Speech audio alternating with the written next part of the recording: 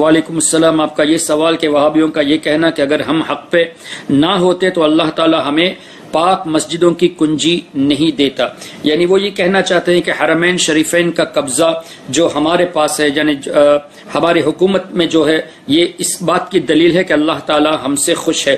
اگر یہی لاجک آپ کی ہے تو آپ خود ہی فیصلہ کر لیں.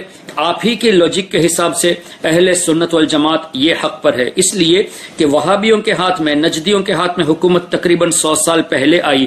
اس سے پہلے 1300 سال تک کن کے ہاتھ میں تھی؟ اہل سنت والجماعت کے علماء کے پاس تھی. تو اگر یہی لاجک ہے کہ چونکہ ہمارے ہاتھ میں چابی ہے اس لیے ہم حق پر ہے، تو آپ تو 100 سال سے ہے، باقی 1300 سال سے جو تھے ان کو حق پر آپ کیوں نہیں مانتے؟ وہ سب حق پر ہونا چاہیے.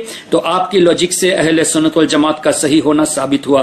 اور دوسری بات یہ ہے کہ اللہ تبارک و تعالی لوگوں کے امتحان کے لیے کافی چیزیں رکھتا ہے، لوگوں کا امتحان لیتا ہے. اب آپ دیکھ لیجئے، اگر آپ کی یہی لاجک ہو کہ چونکہ ہمارے ہاتھ میں اس وقت ہے اس لیے ہم حق پر ہے، تو یہودیوں کو بھی حق ماننا چاہیے، اس لیے کہ مسجد اقصی جہاں ایک عبادت کا ثواب، ایک نیکی کا ثواب 25,000 نیکیوں کا ملتا ہے، وہ اس وقت یہودیوں کے قبضے میں ہے. تو کیا آپ یہ کہیں گے کہ اللہ تعالیٰ یہودیوں سے راضی ہے؟ اسی طرح بت تقریباً 360 بت کعبہ شریف میں رکھے ہوئے تھے. تو اب کیا کہو گے کہ جن کفار کے قبضے میں کعبہ شریف اس وقت تھا، کیا وہ حق پر تھے؟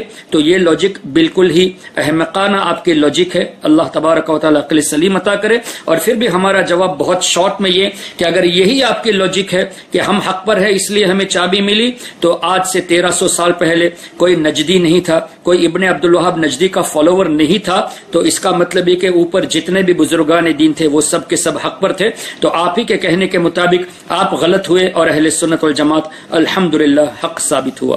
اگر آپ نے ابھی تک ہمارا چینل سبسکرائب نہیں کیا تو ہمارے چینل کو سبسکرائب کر لیں. نجدیوں کی دھمکیوں سے ڈرے جو وہ سنیوں کا کلے